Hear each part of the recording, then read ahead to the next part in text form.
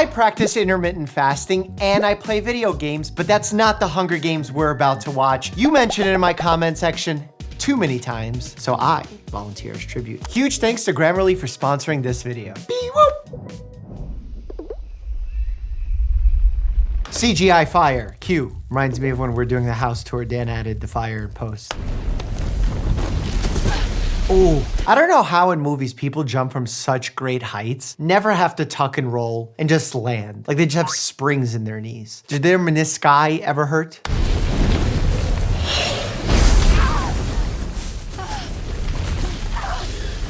Ooh, that's a bad gash. Besides putting pressure and stopping a bleed, washing a wound is very, very important. A lot of people think it's about putting Neosporin on these superficial cuts, but really it's about thoroughly washing out a wound. That's gonna give you the best bang for your buck. And it looks like she sustained what looks like to be a 2nd degree burn. The way we talk about burns, by the way, when we say 1st, 2nd, 3rd degree, 1st degree is the superficial layer of skin known as the epidermis. A 2nd degree burn is when it passes the epidermis and goes into the dermis. 3rd is known as a full thickness burn where it gets all levels of skin. 4th is kind of an unofficial one. Some sources use it where it starts affecting muscle and bone. Once you get into the 3rd and 4th, you don't feel pain because the nerve endings have been burned off and damaged so badly. There's another rule that we do when we're assessing burns called the rule of 9s, where different parts of the body, as you can see in this chart here, will be given a percentage point to estimate how much surface area of an individual has been burned. Having a child with 10% of the surface area of their body having a burn is a major medical problem requiring hospitalization. For an adult, that number is probably 15 to 20%. Rule of 9 does change for children because their limbs are a little shorter and their heads are a little bit bigger in proportion, but very, very interesting stuff. And because it is so complicated, there are dedicated burn centers in hospitals across the United States. Claudius, I think those are tracker jackers. Am I wrong? Oh. Those things are very lethal. Very. For those of you who don't know, tracker jackers are genetically engineered wasps. Of course they would have genetically engineered wasps. It's like the CRISPR wasp. That's what I would call it. The crispy wasp. Whose venom causes searing pain, powerful hallucinations, and, in extreme cases, death. I don't know if there exists a bee in nature like that, but it sounds terrible. I feel like the worst thing that happens with bees is if you get a really severe allergic reaction where you can develop anaphylaxis, which does happen. Why would she drop it? Oh, slick! Slick Rick.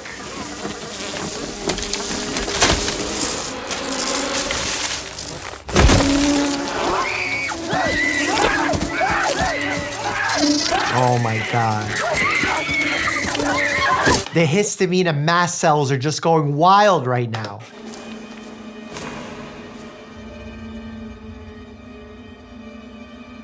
Oh, that's how bad the wasp got that person. Yeah, that seems like a terrible reaction. I don't know how to compare that to a real life situation. I guess snake venom would be most comparable because some snake venom is a neurotoxin, which it can impact your muscles, and that's dangerous when it comes to your respiratory cardiac muscles. And other types of snake venom can impact your blood vessels. We all know what happens when your blood vessels aren't healthy.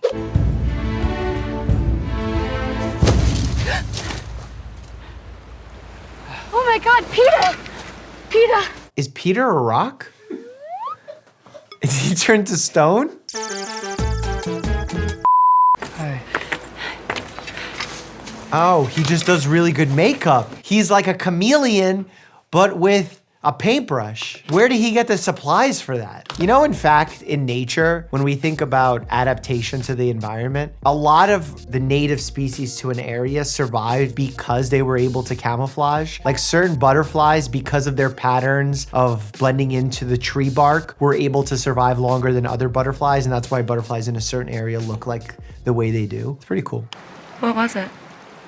The sword. That's gonna fester. You're gonna smell the gangrene setting in. We'll just get you some medicine. What kind of medicine is gonna fix that? I really genuinely don't know. You need IV antibiotics. I don't think even a suture kit is ideal here because that's a dirty wound. Some wounds, because the fact that they've been contaminated on the inside, it's better to let the wounds heal through something known as secondary intention, where they heal from the inside out. Because you don't want to trap bacteria inside a wound, because what ends up happening is an abscess forms, and that's like a pocket of infection. That's something you don't want either.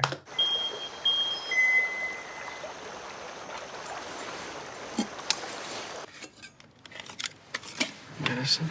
No. Soup. Soup, electrolytes, that helps when someone is sick. Remember, when your temperature is elevated to the point of having a fever, which is over 100.3, you actually lose fluids more rapidly. It's why I frequently tell patients that have very young children that they need to be careful with kids. If they have a high fever and they're not consuming fluids as much, they're not eating as much, because remember, certain solid foods contain liquid as well, they can get dehydrated rather quickly, and that's why you have to watch the amount of wet diapers when a child is ill.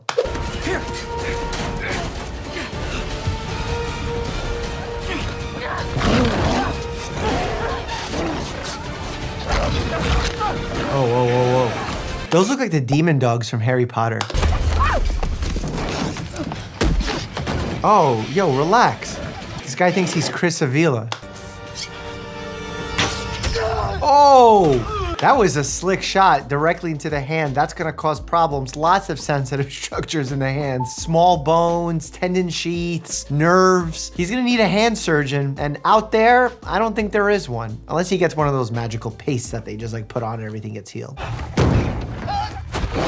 Oh, doesn't matter now. Doggy's got him. I just feel like if I went into Hunger Games to support my city, I'd go with Bear. Even though he's useless, he wouldn't bite anybody, but he would definitely, like if I'm sleeping, he wouldn't even alert me. He'd be dead asleep, shaking in the middle of his dreams himself. Katniss's secret weapon is obviously her archery skills, but if I were competing in the Hunger Games, my secret weapon would be my writing. And that's thanks to this video sponsor, Grammarly. I might not last very long, but you'd at least remember my words. Grammarly is an AI writing partner that works where you work, so you can craft quality writing faster across different platforms. No more copying and pasting, unlike other AI tools. You see, after using the free version for years, I've upgraded to Grammarly Premium, which has some awesome new features. One of my favorites is tone suggestion, which helps make sure my emails are never too formal or too casual. It makes my emails to my boss at the hospital business friendly, and my emails to my friends about a pool party friendly. Grammarly's tone suggestions help me get this messaging just right. App actions are also cool, which allow me to work across multiple apps whenever I want. It allows me to send a mock-up of my new marketing graphics to my designer Caroline, or invite my producer Sam to collaborate on a new video script without having to juggle multiple tabs and apps. It's so easy. Click the link below to sign up for free and then upgrade to Grammarly Premium to level up your productivity like crazy. Let's make our writing as sharp as Katniss's archery skills. Now back to the games. Stop!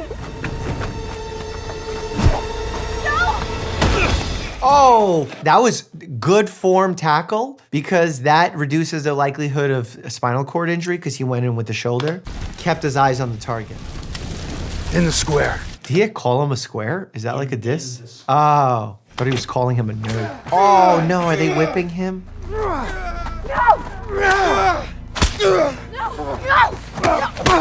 Wow, he did not take kindly to her calling for help. That scarring does not go away, by the way. New head peacekeeper. Not entirely peaceful. Mr. I doesn't need stitches. Well, just because it missed your eye is not a reason why it doesn't need stitches. I mean, the reason we put in sutures, if the skin is not aligned and we need to approximate the edges, because it's not gonna close on its own, or it's gonna close poorly on its own. So that's the reason we put in sutures. Oh man. That's hurting him. He needs morphine. He needs what? Morphine. Is that like morphine? I think so. But why are you don't need alcohol. Just like wash it with water. I mean, I guess those are pretty deep.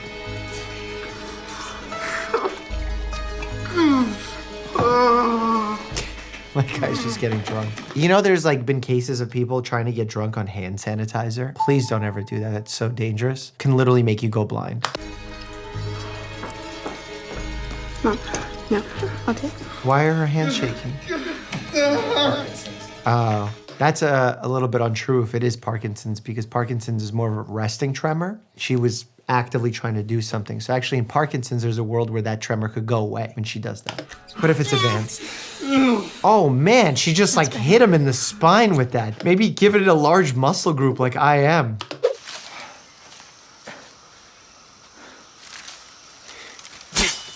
Peter, no! Oh!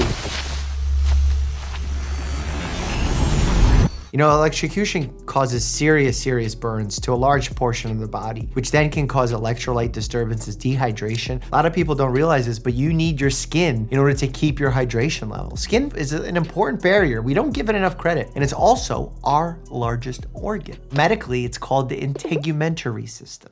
He's not breathing. He's not breathing. If he's not breathing and he has no pulse, what do we do, Katniss? Catnip? What's her name? Katniss Everdeen. Katniss Evergreen.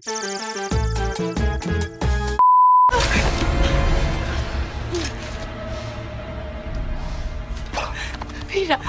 Why is he giving mouth to mouth? The person clearly still has residual oxygen in their blood, given the fact that they were mobile and swiping at vines a second ago. So in this situation, the reason you're doing chest compressions is to squeeze the heart, to move the blood around that has residual oxygen in it, and hope that first responders come with medication, ideally epinephrine, in hopes of restarting the heart, or a defibrillator if it is a shockable rhythm, which many of the rhythms are not, like asystole, the one which goes flatline. That is not a shockable rhythm. Come on. Please, oh my God. People do chest compressions with their neck when they do them fake. Come on. It's like, no, you have to use your body. Don't stop to listen for a pulse that adds nothing. You want to just try and keep doing the chest compressions,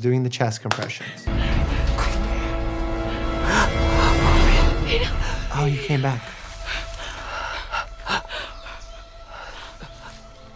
Oh my God. Be careful, there's a force field up there. Cognitively intact, at least remembers what happens before. Also, very likely that he didn't have a seizure then, because usually after a seizure, you can enter something known as the post-ictal state, where you don't remember what happened and you're very confused. You were dead. You were dead. Well, at least that's factually accurate, that if someone's heart stops, they're clinically dead. And your job is to hopefully resuscitate them by doing CPR.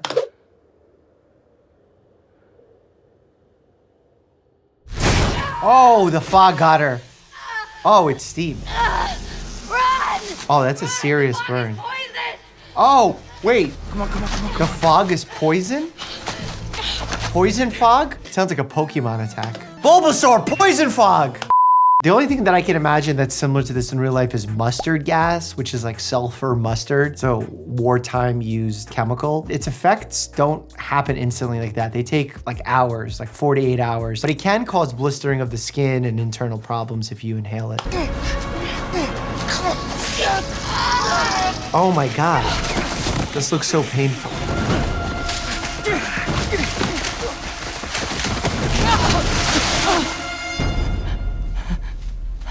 Man, those burns are serious. The fact that there's blisters already have formed. A lot of the chemicals that cause skin blistering like that, especially the wartime ones, the way they work is by damaging your DNA. And when you damage the DNA on skin, that's sort of what you see. You see a loosening of the skin barrier.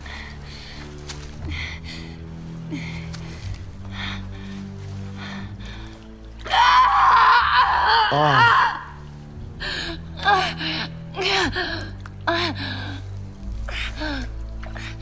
God, I never know what I would do in situations like that. Like if I have a wound and I see a body of water, but it's clearly a dirty body of water, I don't know if it's ideal to stick your hand in there.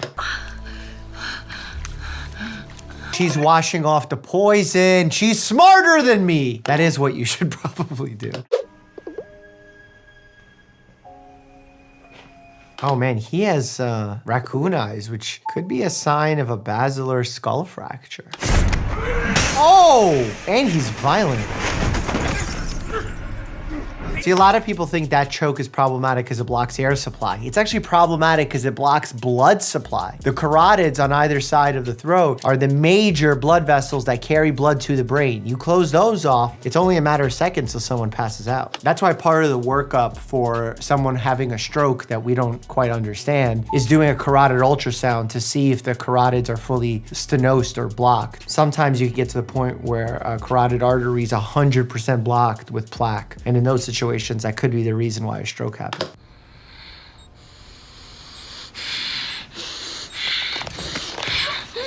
No, Candace. No, you're swollen. Don't touch. No. Calm down. Calm down. What is she swollen from? From the violence? I guess he must have fractured her cartilages, this word, C-ring, inside her trachea, which can break and crunch and become very, very tender when you swallow.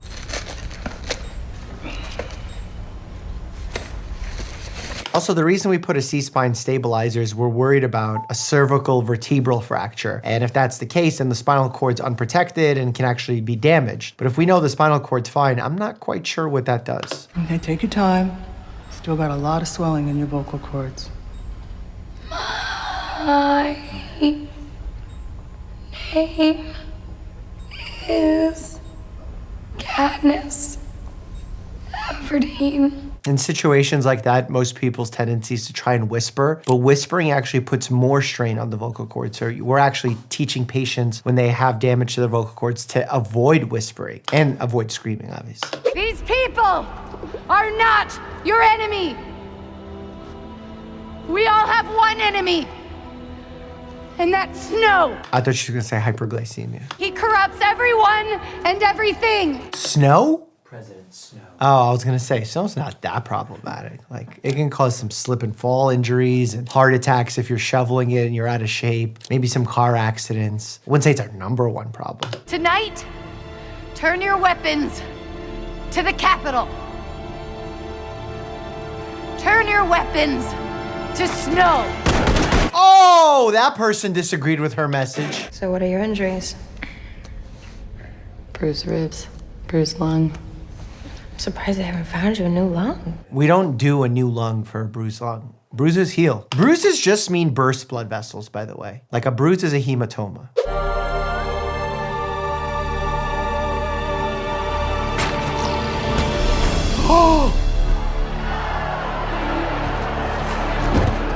That was an arrow right to the heart. That's instant death.